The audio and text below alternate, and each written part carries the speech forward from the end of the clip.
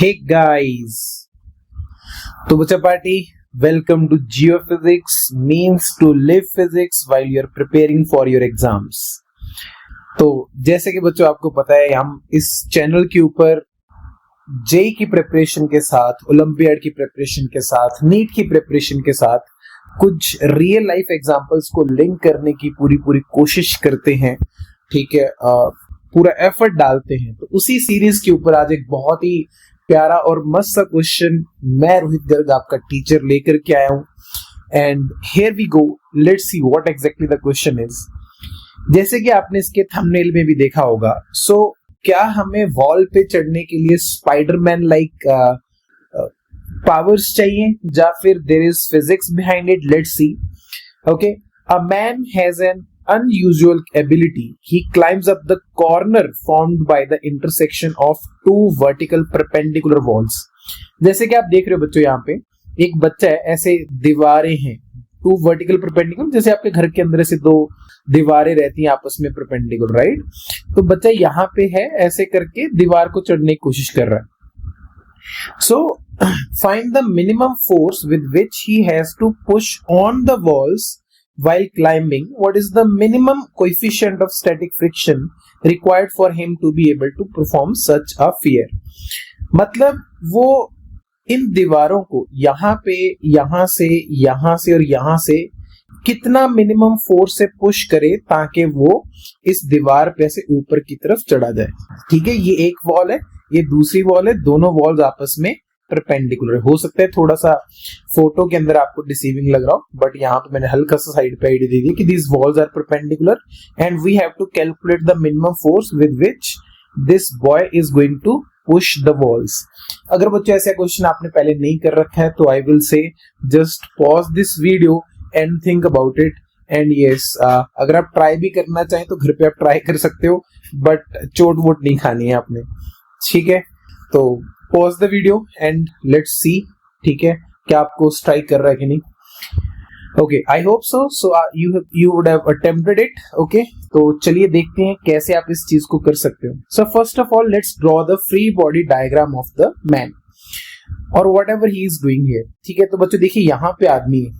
ठीक है, ये मान लीजिए आदमी है यहाँ पे हमारा, तो ऑब्वियसली बात है उस पे क्या लगेगी, नीचे की तरफ फोर्स लगेगी mg। अब फ्री बॉडी डायग्राम के अंदर हमारे पास कौन है? W, T, N, friction and spring force. आप देखोगे 80 to 90% प्रॉब्लम्स के अंदर यही 5 लोग रोल जो है प्ले कर रहे होते हैं।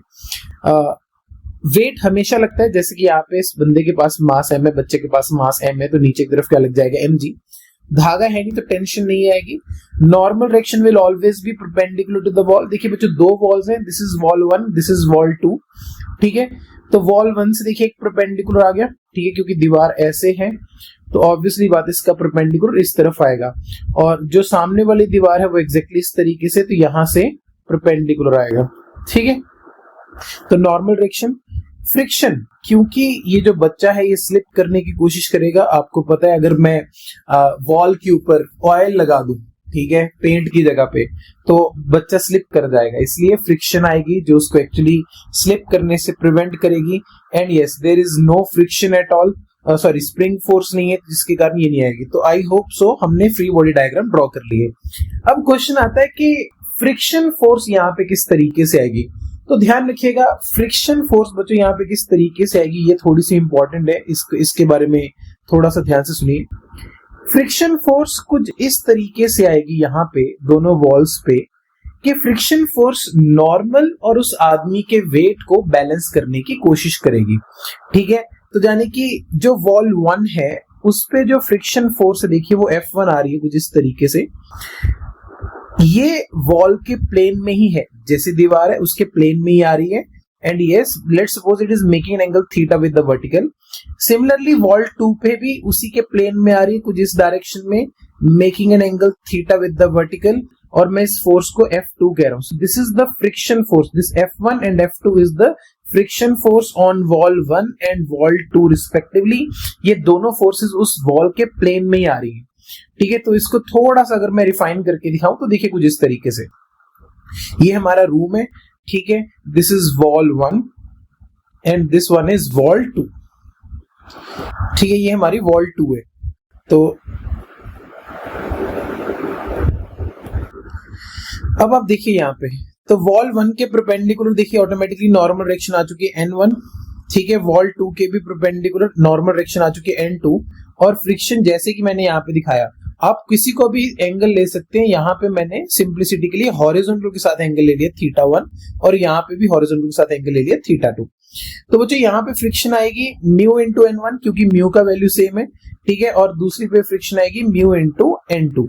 अब क्योंकि बॉडी पूरी की पूरी सिमेट्रिक है, तो बच्चों यहाँ पे जो नॉर्मल N1 एंड N2 है वो इक्वल होगी, जिसके चलते फ्रिक्शन भी क्या हो जाएगी, equal, because F1 is equals to mu into N1 and F2 is equals to mu into N2, और सब कुछ सिमेट्रिक है इसलिए N1 is equals to N2, that is why F1 is equals to F2, let's suppose F. Now how this friction is balancing the weight as well as normal, let's see. तो बच्चों क्योंकि अब friction same हो चुकी है, और यहाँ पे θ1 और θ2 भी जो है क्योंकि सिमेट्री चल रही है, ये भी क्या हो जाएंगे, इक्वल, θ1 is equals to θ2। तो हमारी फ्री बॉडी डायग्राम कुछ इस तरीके से, ये वॉल की बनाई है, this is for wall 1, this is for wall 2, wall के लिए बनाई हुई है ये दोनों फ्रिक्शन फोर्सेस। तो जैसे मैं रिजॉल्व करता हूं, तो बच्चों ये फ्रिक्शन थी इस तरफ, and this angle with the horizontal is theta. तो जैसे ही मैं इसको रिजॉल्व करता हूँ इस फ्रिक्शन को, तो देखिए हमारे पास हॉरिजॉन्टल कंपोनेंट क्या आ जाएगा, that is going to be F cos theta, और वर्टिकल कंपोनेंट क्या आ जाएगा, F sin थीटा। तो इसलिए देखिए horizontal component is coming out to be F sin theta, sorry vertical component is coming out to be F sin theta, horizontal is coming out to be F cos theta. Similarly wall 1 पे भी हमने friction को क्या कर लिया, resolve कर लिया, and this is N1 and N2, obviously N1 is equals to N2 is equals to, and normal direction का वैल्यू क्या है, इक्वल है। अब let's draw the top view of the boy, this is for the boy, ठीक है। अगर हम बच्चे पे देखेंगे तो देखिए ये बच्चे का सर है, this is let's suppose the head, है ना, टॉप से दिखाई दे रहा है, तो वहां से गोल गोल ही दिखाई देगा ना, ऊपर से देखेंगे तो देखिए अंदर की तरफ एक नॉर्मल आएगा एग्जैक्टली उसके सेंटर से पास करता हुआ, यहाँ पे भी एक नॉर्मल आएगा एग्जैक्टली उसके सेंटर से पास करता हुआ। F cos थीटा हॉरिजॉन्टल हो गई, यहाँ पे भी देखिए F cos थीटा हॉरिजॉन्टल हो गई। F sin थीटा ऊपर की तरफ है, ऐसे ऊपर की तरफ, तो जब हम इसको यहां से देखेंगे बच्चों, तो हमें ये चीज से डॉट की तरह दिखाई देगी, इसलिए यहाँ पे डॉट दिखाया हुआ है, ठीक है, that is F sin theta. Similarly यहाँ पे भी डॉट दिखाया हुआ है F sin थीटा, और जो mg होगा वो ऐसे नीचे की तरफ होगा, ठीक है। तो नीचे की तरफ मतलब अगर ऐसे आप देखोगे तो ऐसे यहां से देखोगे तो आपको ऐसे लगेगा जैसे एरो का वो टेल वाली साइड होती है, तो इसलिए mg यहाँ पे cross, mg means into the plane, this is called as into the plane, क्योंकि टॉप व्यू देख रहे हैं, ऊपर से देख रहे हैं, मतलब बच्चे को मैं कहां से देखने की कोशिश कर रहा हूं, अब यहाँ पे यहां से देखने की कोशिश कर रहा हूं, देखिए, so this is called as the top view, यहां से देख रहा हूं, ठीक है। तो यहां से देख रहा हूं तो मुझे ऑटोमेटिकली कुछ इस तरीके से दिखाई देगा। चलिए अब देखिए बच्चों, ऊपर की तरफ F sin थीटा, यहाँ पे भी ऊपर की तरफ F sin थीटा, और नीचे की तरफ mg, तो यानी कि mg को कौन बैलेंस कर गया, mg को बैलेंस कर गया 2F sin थीटा, ठीक है। इस तरफ देखिए F cos थीटा, यहाँ पे भी इस तरफ F cos थीटा, ये वाला जो F cos थीटा है ये किसको बैलेंस करेगा, ये वाली नॉर्मल को, ठीक है, और ये वाला जो F cos थीटा है, ठीक है, ये किसको बैलेंस करने वाला है, देखिए ये वाली नॉर्मल को बैलेंस करने वाला है, ठीक है। तो इस तरीके से इस बच्चे पे, इस लड़के पे सारी फोर्सेस ने एक दूसरे को क्या कर लिया, बैलेंस कर लिया। तो इसी कारण जो फोर्स लगेगी, फ्रिक्शन फोर्स लगेगी, वो कुछ एंगल पे लगेगी विद हॉरिजॉन्टल, ठीक है। तो देखिए if m is the mass of the man or the boy, so F cos theta is equals to n and 2F sin theta is equals to mg, ठीक है बच्चों। और फ्रिक्शन का वैल्यू किसके इक्वल है, म्यू एन के equal, तो इसलिए मैंने रख दिया यहाँ पे mu N into cos theta is equals to N and cos theta is equals to 1 by mu. ये पहला रिलेशन हमारे पास यहां से निकल करके आ चुका है। सेकंड, क्योंकि 2F sin theta is equals to mg, तो क्या मैं कह सकता हूं यहां से कि sin थीटा का वैल्यू मैं कहां से इंसर्ट करूंगा, इस ट्राइंगल से। देखो क्योंकि cos थीटा हमारे पास है, 2F sin थीटा हमें यहाँ पे चाहिए, तो sin थीटा का वैल्यू मुझे यहाँ पे इंसर्ट करना है, क्योंकि friction is what, mu into N. sin theta का वैल्यू देखिए मैं यहाँ से, cos theta is 1 by mu, so base is 1, hypotenuse is mu, तो जिसके कारण परपेंडिकुलर का वैल्यू क्या आ जाएगा, root of mu square minus 1। तो देखिए एफ का वैल्यू बच्चों डाल दिया म्यू एन, साइन थीटा का वैल्यू ये रहा root of mu square minus 1 by mu is equal to mg, तो जिसके चलते n का वैल्यू क्या आ गया mg upon 2 root mu square minus 1। ये सब कुछ हम क्यों कर रहे हैं, क्योंकि बच्चे हमें चाहिए कितनी नेट फोर्स से वो उसको पुश करेगा। तो यहाँ पे जो फोर्स आ रही है देखिए, एक तो फ्रिक्शन फोर्स आ रही है और एक बाहर की तरफ नॉर्मल रिएक्शन आ रही है। इन दोनों का जो रिजल्टेंट होगा that is going to the net force with which the boy is going to simply push the wall. So the net force with which the man or the boy is going to push the wall will be resultant of the friction and the normal reaction.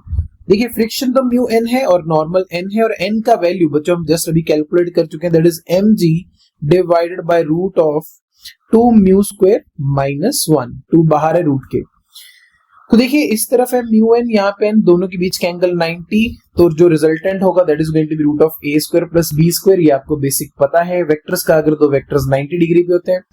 तो बच्चों a का value है mu N, b का value है n, तो यहाँ पे n common आ जाएगा, so n into root of 1 plus mu square, और n का वैल्यू क्या है mg by 2 root of mu square minus 1। जैसे ही हम इसका वैल्यू यहाँ पे इंसर्ट करते हैं, so f net is coming out to be mg by 2 root of 1 plus mu square upon root mu square minus 1. So this is the required answer. This is the minimum force with which the boy has to push the wall. अब हमें कैसे पता चला कि ये minimum force है? Reason being जो friction है वो अपनी लिमिटिंग वैल्यू पे, राइट? क्योंकि अगर आप और ज्यादा फोर्स से पुश करोगे तो जो फ्रिक्शन है वो अपने आप को सेल्फ एडजस्ट करता रहेगा, और स्टैटिक फ्रिक्शन की वैल्यू मतलब जो लिमिटिंग वैल्यू बढ़ती चली जाएगी, और फ्रिक्शन सेल्फ एडजस्ट करके वो अपने आप को बैलेंस करता रहेगा। ठीक है, तो हमने मिनिमम चाहिए। फिर उसने पूछा कि what should be the minimum value of mu. अब देखिए बच्चों नीचे देखिए, नीचे वाली चीज कभी भी जीरो नहीं हो सकती, सो कह सकता हूं कि mu has to be greater than 1, so that is why the minimum value of mu is going to be equals to 1। Obviously बात है इक्वालिटी होल्ड नहीं करेगी, it has to be greater than 1 only, तो minimum value 1 के पास है। तो बच्चों उम्मीद करूंगा आपको क्वेश्चन पसंद आया होगा। देखिए ये अपने आप में बहुत ही यूनिक क्वेश्चन था कि कैसे आप बॉल पे फोर्स लगाते हुए जो है ऊपर की तरफ कर सकते हो। तो जरूरी नहीं है कि आप जाकर के किसी स्पाइडर से खुद को कटवाओ, ठीक है, आप फिजिक्स की हेल्प से भी बॉल पे चढ़ सकते हो। ठीक है, क्योंकि बचपन में हम सबकी फैंटेसीज होती है कि काश हमारे पास स्पाइडरमैन जैसी पावर्स होती।